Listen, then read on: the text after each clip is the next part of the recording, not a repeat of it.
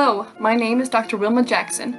I have a doctorate in public health, and over the past 20 years, I've worked on various health and wellness programs, campaigns, and interventions across the western United States.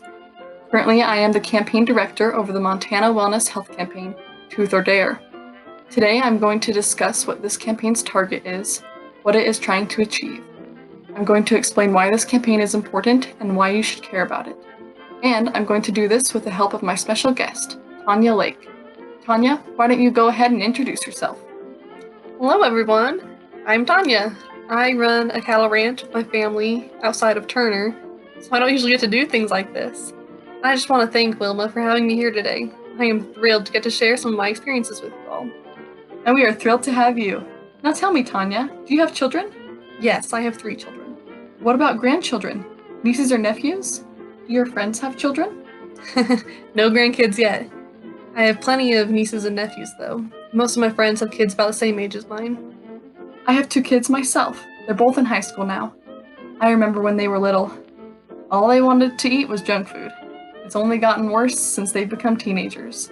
My oldest tries to drink Mountain Dew with every meal. He and his friends just last spring got together for a cow branding, and each of them had a liter of pop to cool down with afterwards. I know what you mean. My youngest, Sally, she just wants candy. Chocolate or gummy bears. I try to keep it out of the house, but there always seems to be some somewhere. It's always the sugary foods, isn't it?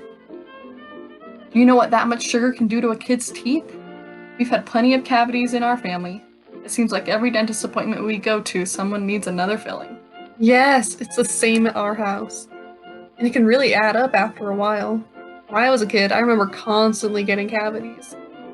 And cavities aren't the only thing you should be worrying about, right? This Truth or Dare campaign is trying to spread awareness concerning other hazardous effects that can be affected by our children's oral health and hygiene. You've had some experience as an adult, Tanya, that have been the unpleasant result of your childhood oral hygiene. Why don't you share some of that with us? Yes, I have had some bad experiences. I started out when I was in college. I said earlier that I had cavities a lot growing up.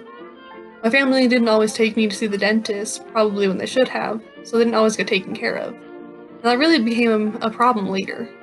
I was probably a sophomore when one of my teeth abscessed and became infected around the root. It was because of a cavity I hadn't taken care of when I was younger. And on top of that, I was in college. I was smoking, I was drinking. I didn't always brush my teeth like I knew I should have.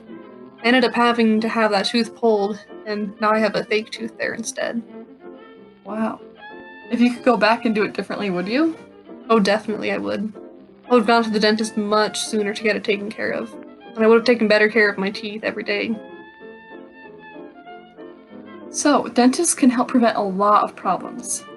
If you are seeing the dentist regularly, as recommended by health professionals, cavities are relatively temporary problems. Yours would have been, I'm sure. You wouldn't have had to take care of it a year later in college. If our children or grandchildren have poor oral hygiene now, they can have worse, longer-lasting effects later in life, including heart and lung diseases. That is why Truth or Dare is challenging us to make a difference in our children's lives today.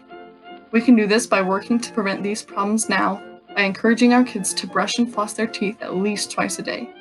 Doing this can prevent decayed teeth, abscesses, and life-threatening heart and lung infections.